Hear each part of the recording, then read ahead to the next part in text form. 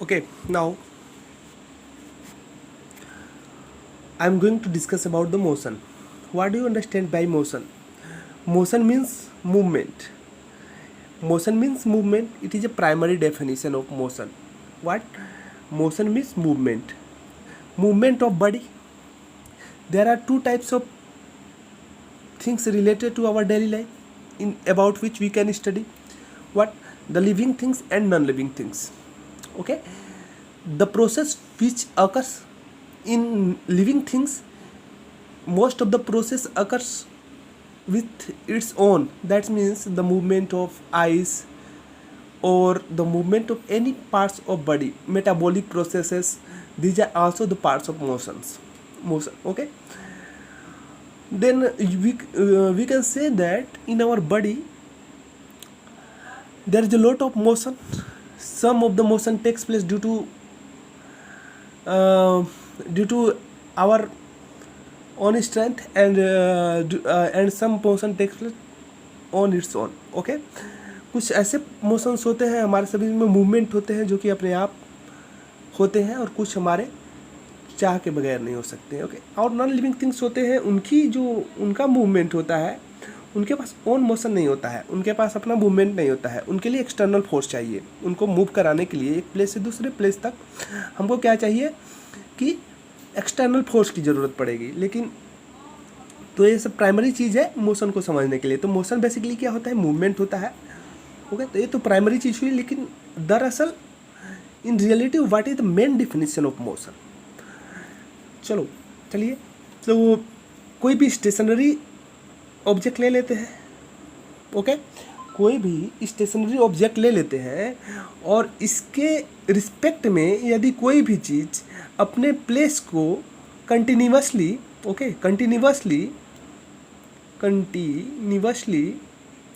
Change कर रहा है तो मोशन में है. सीधी सी डेफिनेशन है. क्या है? तो हम समझेंगे कैसे कि कोई भी स्टेशनरी ऑब्जेक्ट है, इसके रिस्पेक्ट में कोई भी चीज़, कोई भी ऑब्जेक्ट अपने क्या कर रहा है? प्लेस को चेंज कर रहा है, कंटिन्यूसली चेंज कर रहा है. ओके, कंटिन्यूसली चेंज कर रहा है, तो उसको हम क्या कहेंगे कि वो जो ऑब्जेक्ट है जो चेंज कर रहा है अपने प्लेस को कंटिन्यूसली, वो क्या है? मोशन में है. Okay, then how can we say that it in our own language is the motion can be understood or the motion can be perceived? The motion can be understood when an object changes its place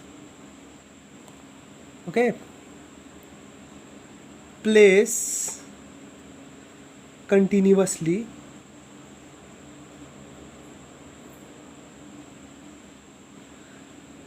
with respect to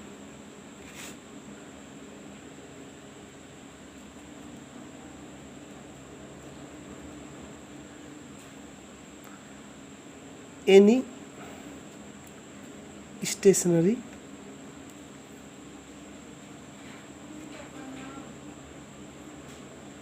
object. Okay, the motion can be understood when an object changes its place continuously with respect to any stationary object.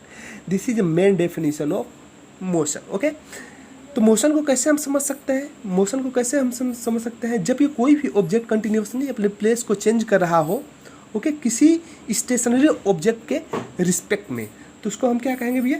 कि वो motion में है. Basically motion का मतलब यही होता है.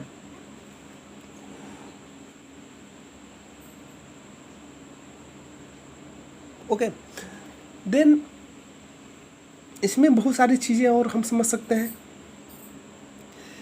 कि क्या समझ सकते हैं? We can understand a lot of things from here that motion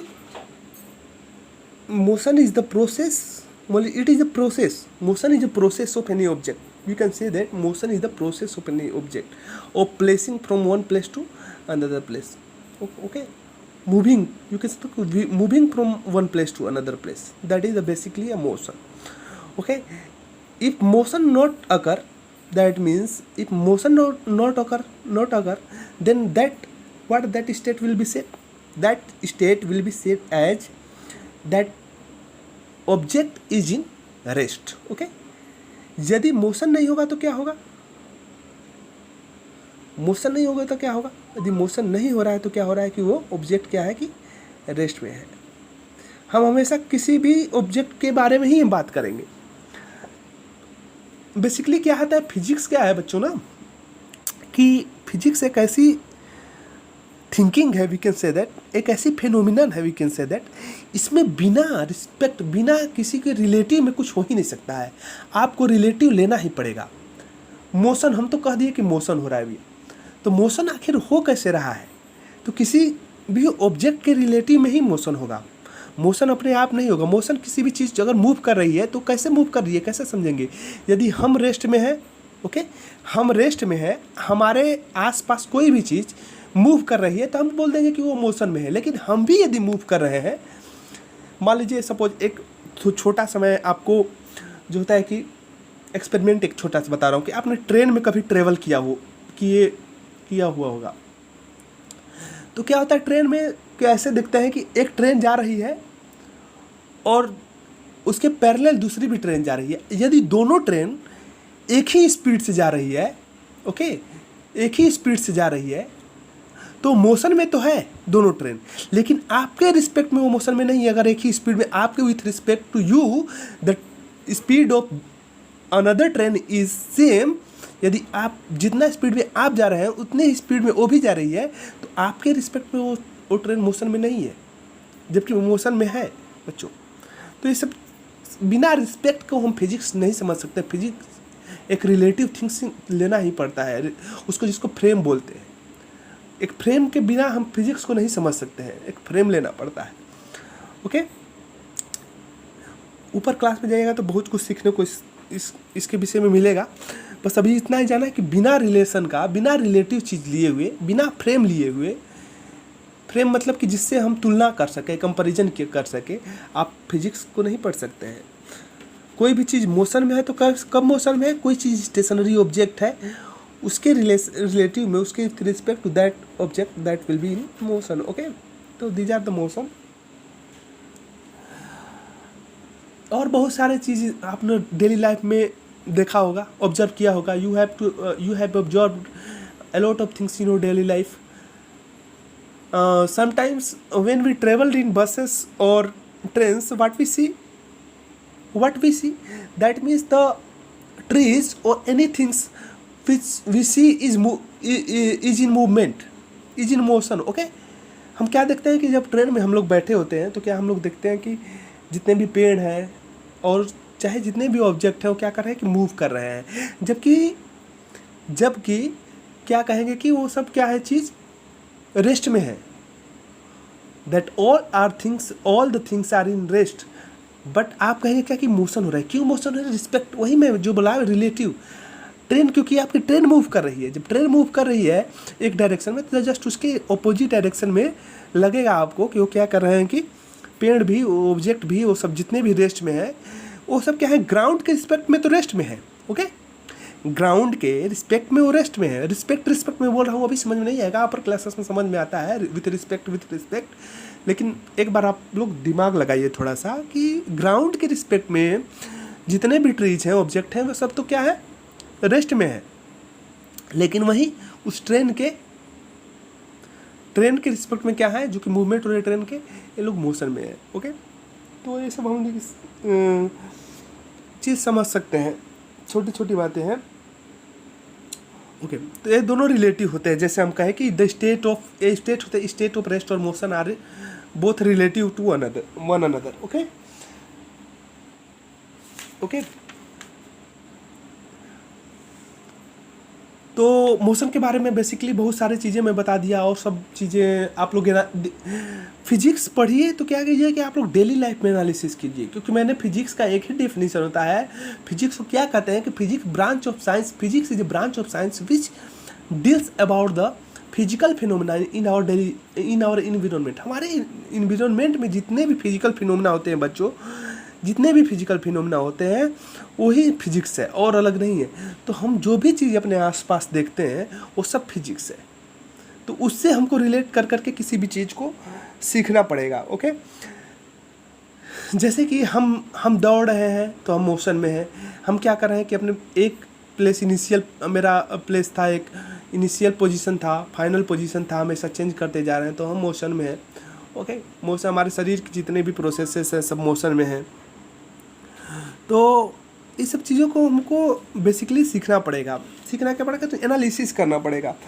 अब हम इम्पोर्टेंट, अब मोशन का ये थियोरेटिकल पार्ट था, हम इम्पोर्टेंट कंसेप्ट की ओर बढ़ रहे हैं। We should have to go move towards important concept of this chapter. अब हमको समझना होगा, पहला टॉपिक बच्चों है हमारे पास concept of distance, okay, and displacement.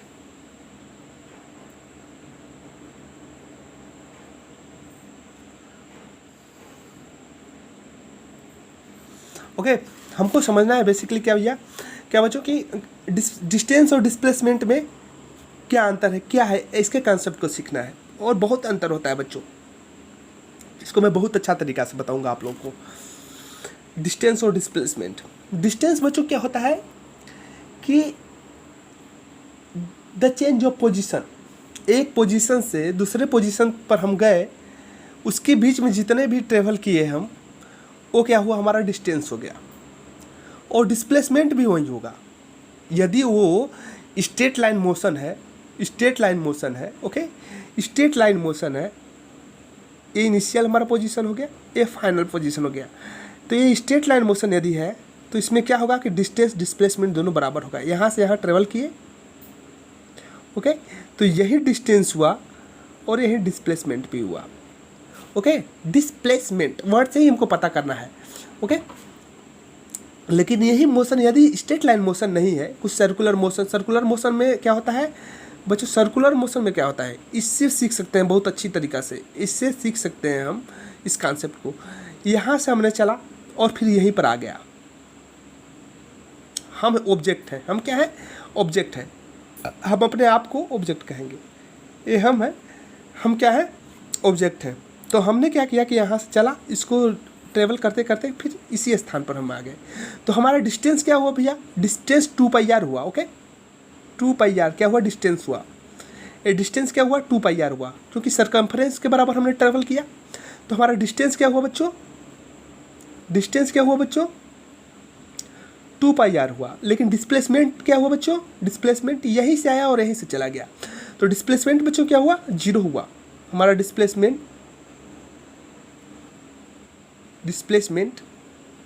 0 हो गया। ये इसी से हम बेसिकली समझते हैं।